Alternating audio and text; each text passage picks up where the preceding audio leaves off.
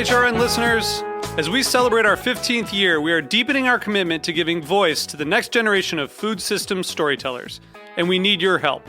Our internship and fellowship programs help activate new possibilities for underrepresented and underestimated young people through experiential journalism, audio engineering, and production training.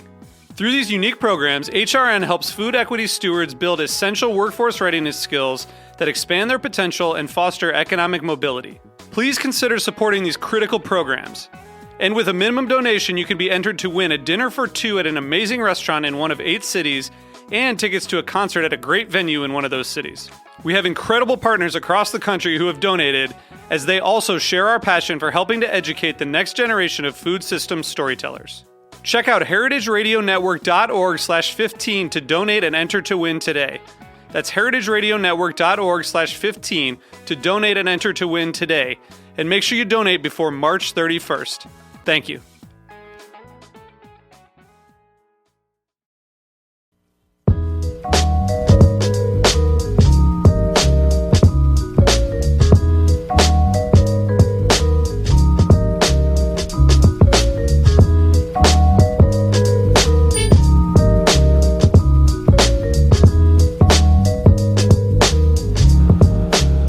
Hello, welcome back to the Heritage Radio Network's Farm Report. Thursday afternoon, live coming at you from Bushwick, Brooklyn, in the back of Roberta's, where they are expanding once again, building out their restaurant to include their outdoor patio as their new next indoor space. So if you hear any of the drilling, that's just a les up on the roof.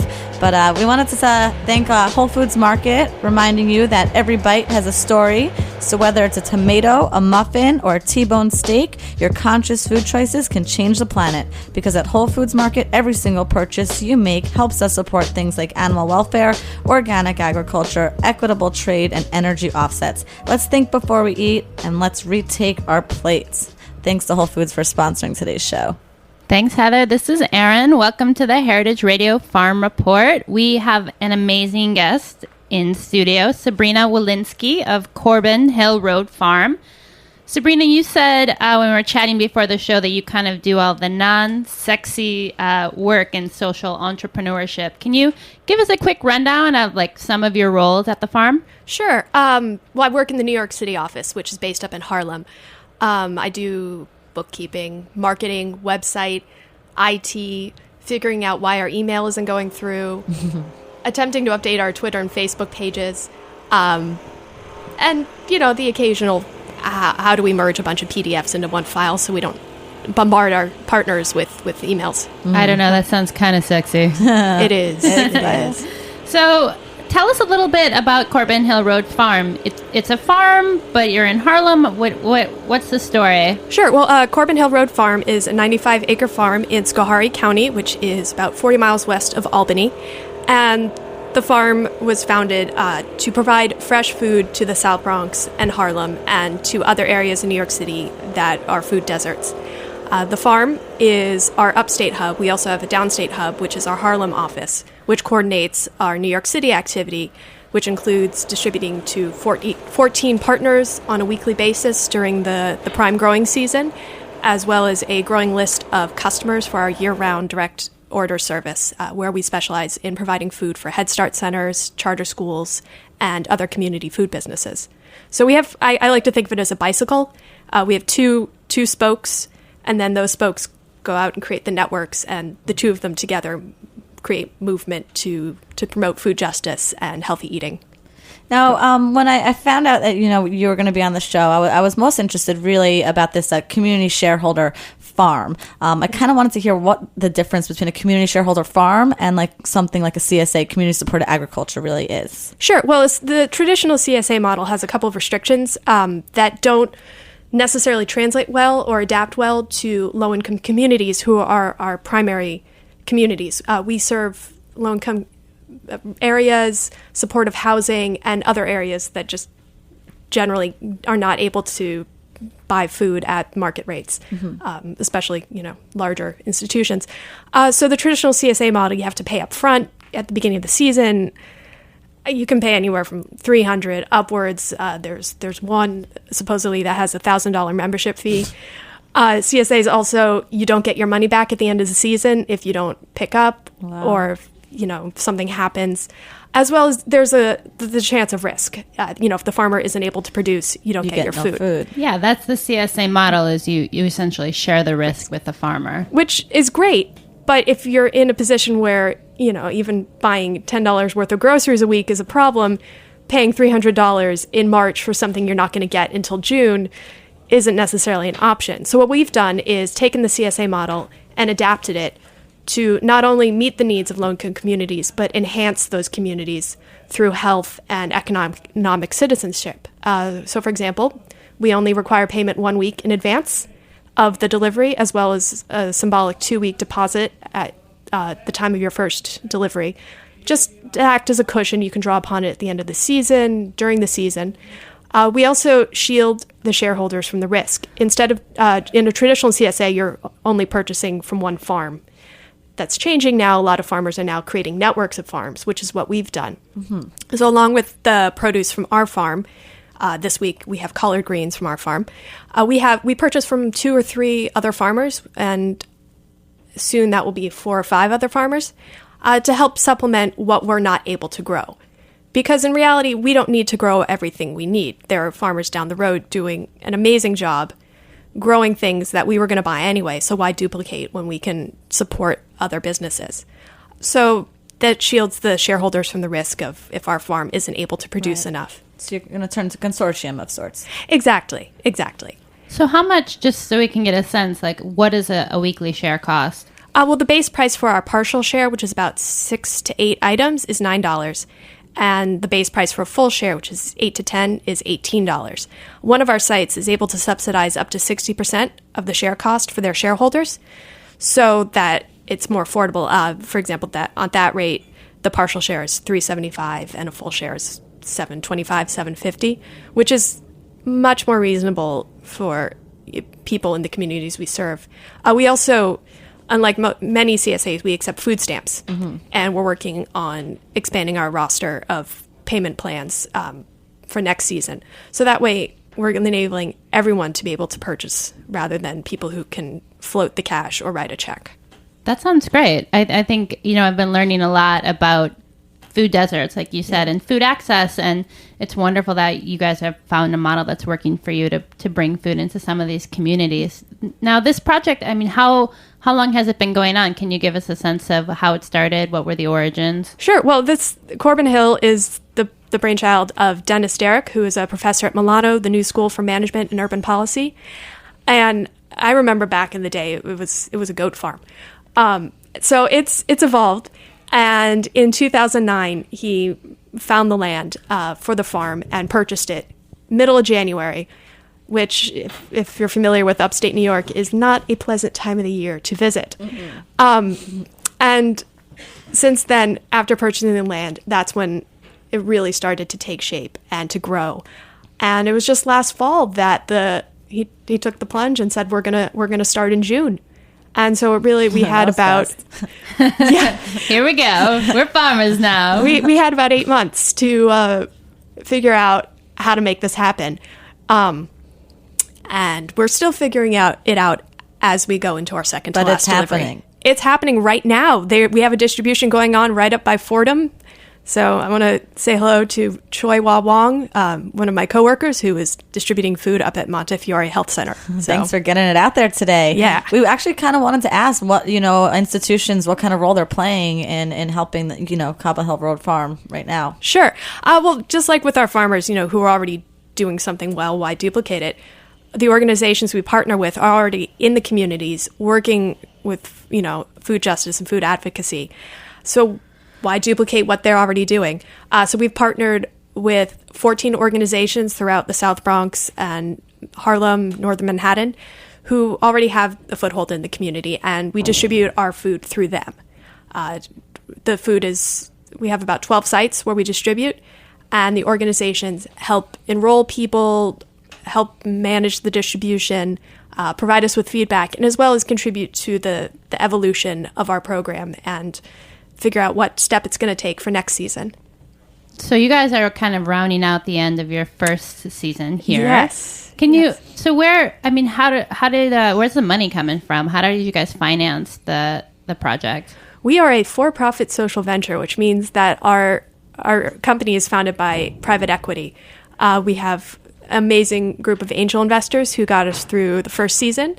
We're currently doing another round of equity investment, as well as looking into some other options for financing.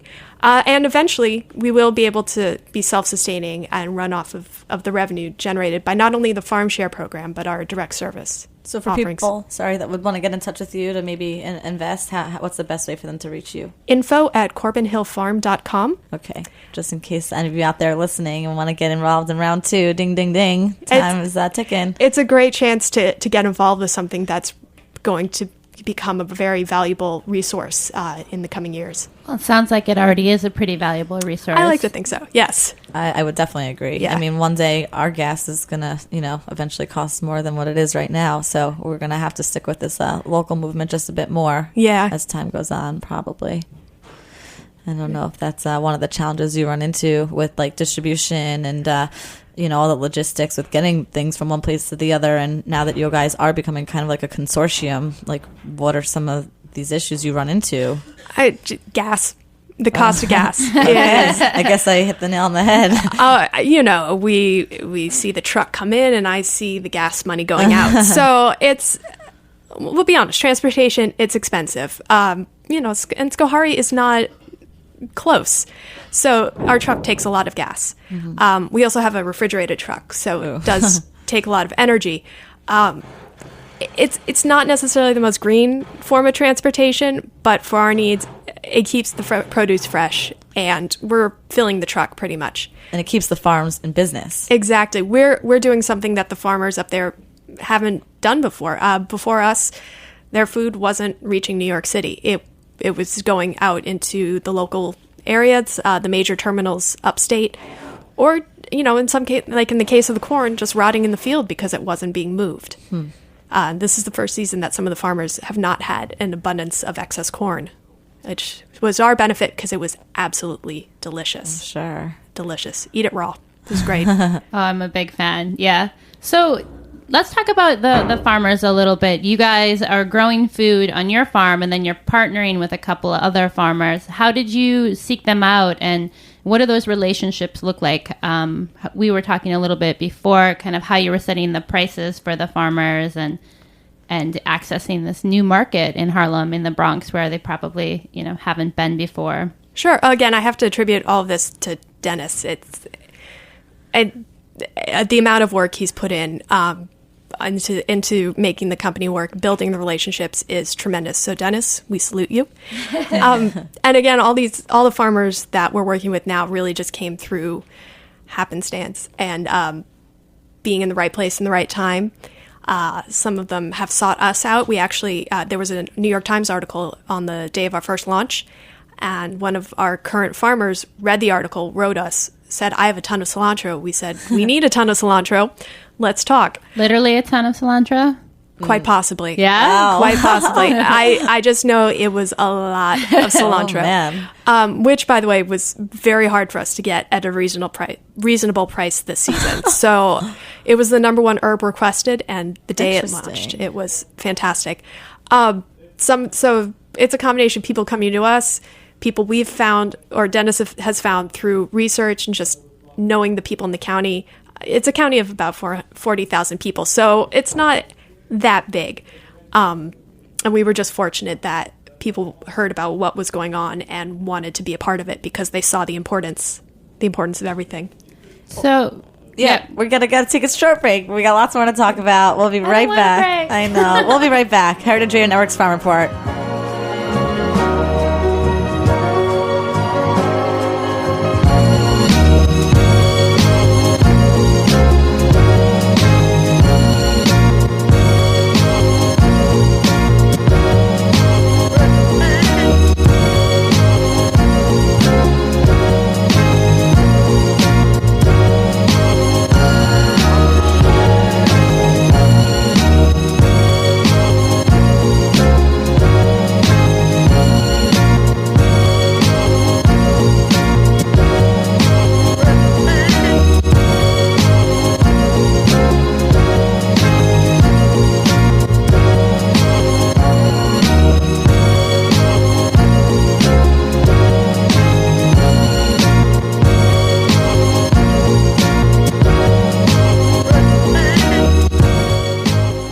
Welcome back to the Heritage Radio Network. You're listening to the Farm Report. We are live in studio at Roberta's in Bushwick, Brooklyn. Sabrina, I'm glad to be back from the break. We have tons more questions for you and not a ton more time. Oh, no. I want to just kind of suss out a little bit what the role of your organization is, because it sounds like you guys are doing a lot of different things, some distribution, some partnership, growing food. What does the organizational structure kind of look like? Well, now we are a distributor that owns a farm. Before we had that flipped. We were a farm that distributes, and we realized that what's really needed now is not just another farm, but a distributor who gets the food from where it's grown to where it's needed, rather than someone just producing it and happening to truck it in once a week. So we are a distributor. We do 2 weekly runs from upstate for our 2 programs, which is also something new to our company. We just launched, on top of our farm share service, we launched a direct ordering service, and we're in almost our 2nd month of that program. So, Is it growing? It is growing. We started at a new site this week, and our range of offerings for that is continuing to grow. Okay. What is that site? What do you mean, like a new farm? Not a new farm. We've actually found some vendors who have prepared food because for a lot of our customers, prep time is scarce. Yeah. It's for schools. Peeling a squash is not necessarily the best use of your time when you have to do 1,700 meals. Mm-hmm. And so what we've done is we've found vendors who have done that prep work locally in Schoharie County. Wow. So we can not only get fresh food to schools, but get fresh food to schools that they haven't necessarily been able to access before. Wow, that's great. So that sounds like a whole nother thing. And I think working in these communities, you run into kind of some surprising challenges. One of them being prep time. I feel like when I've heard you speak in the past, you mentioned something about refrigerator size. Yeah. You don't necessarily think about it, but where are you going to put all this fresh food that you're bringing in? One of our sites, we found out that the reason why people were dropping out is because they had mini fridges and weren't able to store all the produce. The schools and Head Starts we work at, very limited storage space. They have to do multiple orders per week because they just don't have anywhere to put the food. So there are all these little hidden gems of opportunity that we're discovering now and trying to embrace. Well, and also, with some of the farms you're working with, a lot of people sometimes don't know how to use some of the vegetables that are coming out certain times of the year. So the fact that you guys are preparing them so that they're ready to use, that's awesome. That's going to help a lot of people, I feel like, bring it in and just able to use it and want to use it. Yeah, well, and even with our farm share, we've had kale, unfortunately, has been the dark horse. It's always the talk. Yeah, kale. What do we do with this? I love it, and it's forced us to really think creatively about how can we introduce kale to people other than you can juice it. Because if you don't have a fridge, you probably also don't have a juicer. Exactly. Yeah. So, it's about education. And it's about taking risks. We ask people to take a risk with us. Try kale. If you don't like it, swap it out next week. But at least try it once. I'm definitely with you. I actually saw something on someone who was making dehydrated kale chips or something. I don't know where I saw this, but it really was. It was because there was so much of it available at a pretty good price, and they wanted to introduce good food to the children, so they made it into chips. They're actually pretty good. Yeah. Well, anyway, we have someone. I'm sorry. Excuse me. Now, we're getting into the cold season. And as I thought, that kind of means the farm might be dead, but maybe not. Tell me, what do we have going on in these next couple months? We have some hot root vegetable action going on. I am discovering things you can do with root vegetables I never knew. Parsnip bread. Delicious. That's my plan tonight. But our distributors are able to supply us with a lot of food that's been flash frozen. There's a brand new flash freezing plant that opened up 1 exit away from us. A whole plant for flash freezing. And we have some of the amazing corn has been flash freezed. We're testing that out. Our suppliers are now doing the prepped food, which means that a lot of things that are no longer being grown, tomatoes, for example, we can supply in mass quantities and that are pre-cut. So prep time. Perfect. Minimized. And we're also in early brainstorming sessions about how to do a root vegetable farm share during the winter season at a couple of sites. So just because the farm isn't growing doesn't mean we're not operating. Definitely not. Well, if anything, you're making it more accessible and more easy for more people to sign on and hopefully, buy throughout the year. We're hoping for 1,000 shareholders next summer. So what do we got to do to get that word out? What's the website one more time? CorbinHillFarm.com. And if you stay tuned on the website, we're going to be posting more information about how you can get involved next season. Awesome. Excellent. And just to touch base quickly before we bring Jean on, Heather and I talk a lot about non-farming farm skills. A lot of times when people want to get involved in food and food access issues, they're like, oh, I'll go volunteer on a farm or I'll go start a community garden plot. But it sounds like through your organization, there's a lot of other ways for people who want to address some of these food and food policy issues to get involved. Like, what are some of the skill sets that you're looking for, that your organization needs, or maybe things you've run into where you're like, I can't believe I need to know how to do this, but it's totally important to this work? I would say cultural sensitivity, and just understanding that what you eat is not necessarily what your next door neighbor eats, and how do you go about addressing that? For example, I like kale, but the shareholder I'm signing in may have never heard of it. So how, I'm just understanding how to talk to people about things that are unusual, are different, and understanding that change is incremental and not all at once. And that you just have to be patient with people sometimes, and patient with communities, because this becoming a shareholder in our farm share program is a learning experience, and just understanding that it's going to take 23 weeks, but we are making an incremental difference. Definitely, and a good one. Yeah. That. Before we go, any kind of like you have a magic wand, you can wave it. 5 years from now, what do things look like? 5 years from now, we have 5,000 shareholders, an updated shareholder database system. Mm-hmm. We have partners who are not only engaging through the farm share program, but also through our direct ordering service, so that we can be providing our communities with food year-round. We have healthier children, healthier communities, and eventually, we hope that in 5 years we can start to introduce the idea of for communities to become owners of the farm, in the financial sense, actually own, stock in the company, and eventually be able to feed that money back into the community. Yeah, and if you're somewhere near Schoharie County and you have a farm and you're looking for an outlet and you don't yet know about Corbin Hill Road Farm, please do get in touch with them. Info at Corbin Hill Farm. Corbin Hill Farm. I'm so sorry. That's okay. CorbinHillFarm.com. Okay. And just reach out and become part of the network. And that's really what we're all about, is just continuing to provide good food to the city and to everyone around us. So. Thanks so much for coming in today, Sabrina, all the way from Harlem. Yeah, it's a different borough. So do we have Jean on the line? Hi, how are you? Hi, Jean. Welcome. Thank you. Want to quickly introduce Jean. She is the publicity corner. Ooh, apparently that's a difficult one for me. I can't say it. Publicity coordinator. Is that what we're going with? Yes, from NYC. And she's here to tell us a little bit about what's happening this week and next at Green Markets. Jean, what are you guys promoting? We are promoting Grains Week. We're very, very, very excited about it.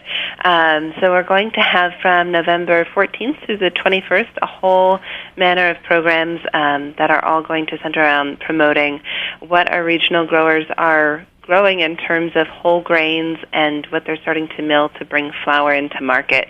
So it's very exciting, and it's really, we started a conversation about 3 years ago talking to some growers about how we could get more local flour available for our bakers who come into the program, and that, we realized that there was sort of a lack of grain being grown, but then there weren't enough mills to mill it anyway. So we realized it was a much larger sort of infrastructure question. So 3 years have gone by. We have identified new growers, new millers, new bakers, and now we're really starting to see some new products come into the market, which is exciting. So In order to get the word out about what they've got, we are going to have a home bakers meetup on the 15th, and the cost of admission is simply a loaf of your own home-baked bread. So we already have about 30 people signed up to come. So if you want to come to that, you better get your word in quick. And make a big loaf of bread. Make a loaf of bread, yeah. And, it could be cornbread or it could be a leavened whole wheat bread if that's what you're interested in. But it'll be a chance for everyone to kind of bring their bread to the table and sample what everybody else is bringing and talk about how to get like a better crust, or if your starter wasn't working, or kind of talk shop and swap stories about how baking at home is going. So that's on Monday night. And then on Wednesday night, we're going to have an educated eater panel at the new school. So we're going to have represent the new school. Yeah, they are blowing it up lately.